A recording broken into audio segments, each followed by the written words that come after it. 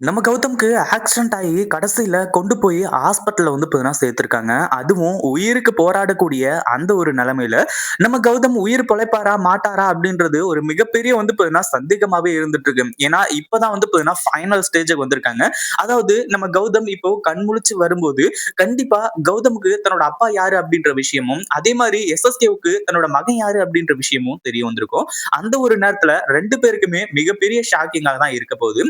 இனிமே தான் நம்ம கௌதம், எஸ்எஸ்கே இவங்களோட நேரடி மோதல வந்து பார்த்தீங்கன்னா நம்ம பார்க்க போறோம். இதுக்கு முன்னாடி எஸ்எஸ்கே மட்டும் நம்ம கௌதம் கிட்ட மோதிட்டு இருந்தாங்க. அது வந்து பார்த்தீங்கன்னா பிசினஸ் விஷயமா. அதாவது பிசினஸ் இதுல வந்து பார்த்தீங்கன்னா நம்ம கௌதம அழிக்கணும் அப்படின்ற மாரி வந்து பார்த்தீங்கன்னா மோட்டிவ்ல இது எல்லாத்தையுமே பண்ணிட்டு இருந்தாங்க.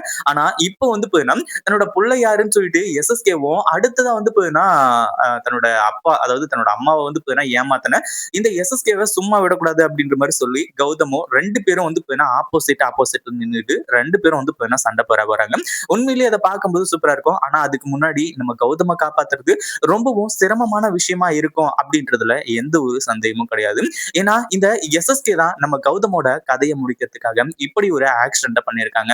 இதுக்கு முன்னாடி வந்து பார்த்தீங்கன்னா பிரச்சனை கிடையாது. நம்ம கௌதம் யாரு, என்ன, ஏது அப்படின்றது எதுவுமே இந்த எஸ்எஸ்கேவுக்கு தெரியாது. ஆனா அப்பவும் வந்து பார்த்தீங்கன்னா கௌதமோட கதைய முடிக்கணும் அப்படின்ற மாரி வந்து சொல்லி அடுத்தடுத்து எல்லாத்தையுமே பண்ணிக்கிட்டு இருந்தாங்க. ஆனா இப்போ தன்னோட மகன் யாரு? அதாவது ரேவதியோட மகன் யாரு?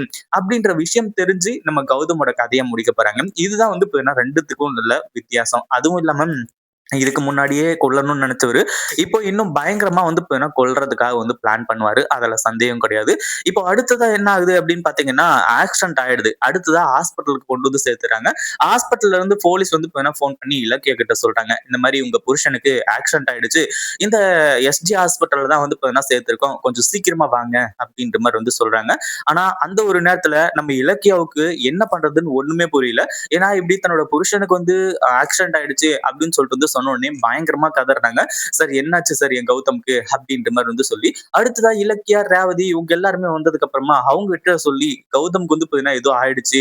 கௌதம் வந்து பாத்தீங்கன்னா ஹாஸ்பிட்டல் அட்மிட் பண்ணிருக்காங்களாம் அப்படின்னு சொல்லிட்டு வந்து பாத்தீங்கன்னா இப்போ பதறிக்கிட்டே வந்து ஓட ஆரம்பிச்சாங்க. உண்மையிலேயே இந்த ஒரு விஷயத்த கொஞ்சம் கூட எதிர்பார்க்கவே இல்ல.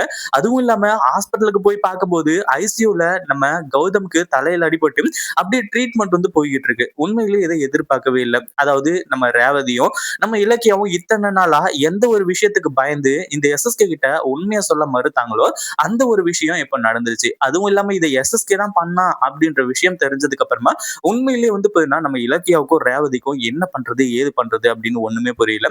ஏன்னா இந்த எஸ்எஸ்கேவுக்கு அதாவது இந்த தாக்ஷாயணிக்கு எஸ்எஸ்கே பத்தின ரகசியங்கள் எல்லாம் தெரிய வந்துச்சு அப்படின்னா உண்மையிலேயே வந்து பாத்தீங்கன்னா இந்த எஸ்எஸ்கேவை காப்பாற்ற முடியாது. ஆனா அதுக்கு முன்னாடி நம்ம ரேவதியையும் நம்ம கௌதமியும் கொன்றுவானா என்ற என்ன அப்படின்றது தான் மிகப்பெரிய அதிர்ச்சியா இருக்கு.